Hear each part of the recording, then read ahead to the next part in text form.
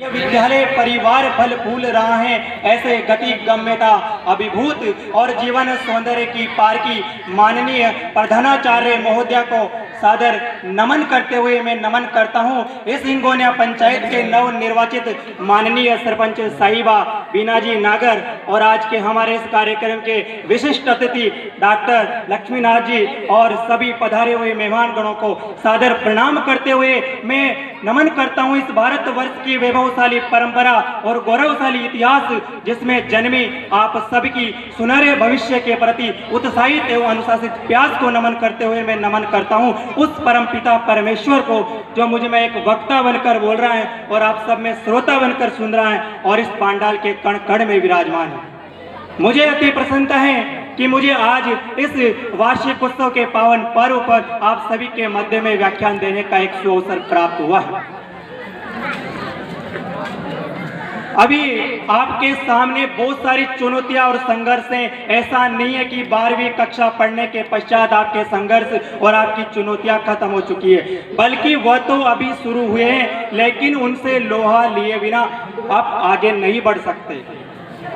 साथियों, मुझे नहीं लगता कि मैं अपने इन छोटे अनुजों को कोई मार्गदर्शन दे सकता हूं या आप में कोई अभूतपूर्व ऊर्जा का संचार कर सकता हूं, क्योंकि मैं भी आप ही की तरह एक जिज्ञासु विद्यार्थी रहा हूं और पिछले कुछ वर्षों से मैं भी आप ही की तरह आप ही के सामने यहां बैठा करता था, जहां आज आप जगमग तारों की तरह इस विद्यालय परिसर को रोशन कर रहे हैं। लेकिन मैं इतना जरूर कह सकता हूं कि यहाँ सिखाए जाने वाले उस श्रम, उस धैर्य, उस मार्गदर्शन, शिक्षकों की विद्वत्ता, शैक्षिक आवरण और अनुशासन के आवरण को यदि जीवन में उतार लिया जाए तो असंभव कुछ भी नहीं है। साथियों, मुझे भी ये पता नहीं था कि पहले टीचिंग प्रशासन में आने से पूर्व एक अध्यापक क्या होता है, वह क्या करता है, उसके अधिकार, उसके दायित्व क्या होते हैं।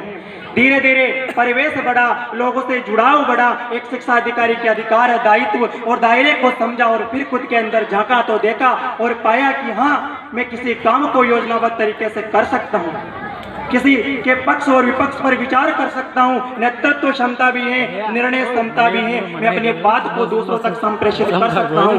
मम्मी और चाची का झगड़ा हो जाता है तो उन्हें मना भी लेता हूं और दादी का आशीर्वाद तो है सही। मैं अध्यापक बनने का प्रयास करूंगा।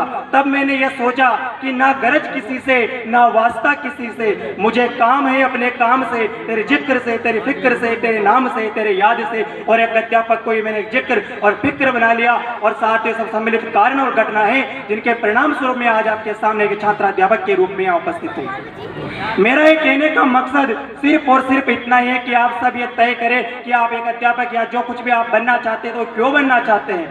आप अपना लक्ष्य तय करें, उद्देश्य तय करें। टॉपर्स आप में से कोई भी हो सकता है। जब से मैं इस विद्यालय में आया हूं तो जो विद्यार्थी पढ़ने वाले होते हैं तो वह एक ही क्वेश्चन पूछते हैं कि सर, सफलता का मूल मंत्र क्या है, सफलता का मूल रहस्य क्या है। तो उन छात्रों को मेरा हर बार घुमा फिरा कर एक ही जवाब होता है, परिश्रम और परिश्रम और परिश्रम। लेकिन यह समयबद्ध, सकारात्मक और लक्ष्योन्मुखी होना चाहिए। टॉपर्स आप में से कोई भी हो सकता है। आवश्यकता है तो सिर्फ लगन, मेहनत और धैर्य की।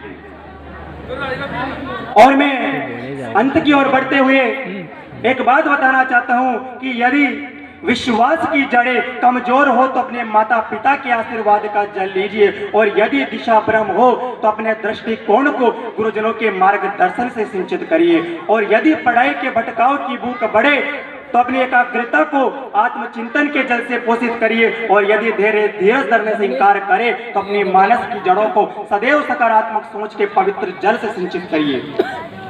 मैं उन सभी गुरुजनों के चरणों में सादर प्रणाम करता हूं जिन्होंने बचपन से लेकर आज तक मेरे जीवन के शैक्षणिक, नैतिक और सामाजिक उत्थान में अपना अमूल्य योगदान दिया है। साथ ही विश्व भरे, कौतूहल भरे विश्व में अपना ज्ञान मार्ग का संदेश देकर